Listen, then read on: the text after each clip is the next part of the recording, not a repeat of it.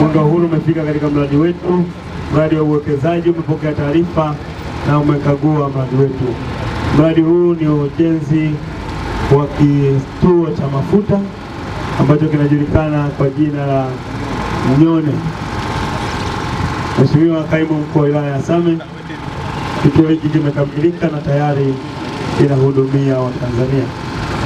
Lakini pia kwa upande wa taratibu zote za uwekezaji imefuata na taratibu zote ambazo kituo hiki kinaingiza fedha kwa halmashauri yetu na taifa kwa ujumla. Mheshimiwa Kaimu Mkuu wa Wilaya ya Same, kipekee sana tumshukuru Mheshimiwa Rais Daktari Samia Suluhu Hassan, Rais wa Jamhuri ya Muungano wa Tanzania, kwa jinsi ambavyo anaweka mazingira rafiki kwa wawekezaji wetu, ameondoa mikwamo yote. Ndio maana leo tunashuhudia hapa mwekezaji akija hapa sana kuwekeza hiki kituo cha mafuta. Dr. Samia oye! Dr. Samia safi! Lakini tunamshukuru mwekezaji wetu kuja kuwekeza hapa. Angeweza kwenda hata sehemu nyingine ama mkoa mwingine ama wilaya nyingine, lakini akachagua kuja hapa Same kuja kuwekeza kituo hiki cha mafuta ambacho wanakwenda kuongeza hadhi ya mji wetu, lakini pia kuwahudumia Wanasame na Watanzania wote.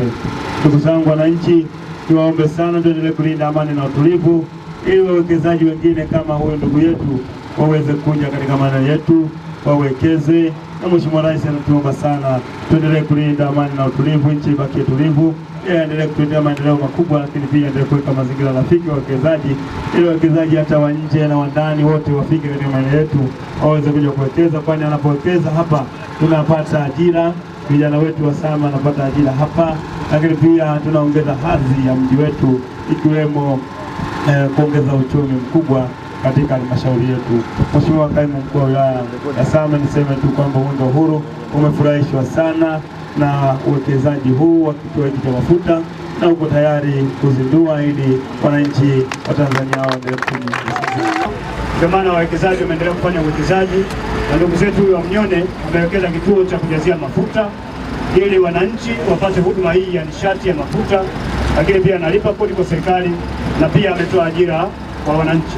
Aidha, kituo hiki kitakapokamilika kitaweza kutoa ajira za kudumu kwa watu 18 na ajira za muda mfupi kwa watu 10. Ndugu viongozi wa mbio za Mwenge wa Uhuru kitaifa, tunaishukuru serikali ya Jamhuri ya Muungano wa Tanzania inaongozwa na Mheshimiwa Dr. Samia Suluhu Hassan kwa kuboresha fursa nzuri na kuwezesha kwa uwekezaji. Hii ni pamoja na ulinzi wa amani na utulivu katika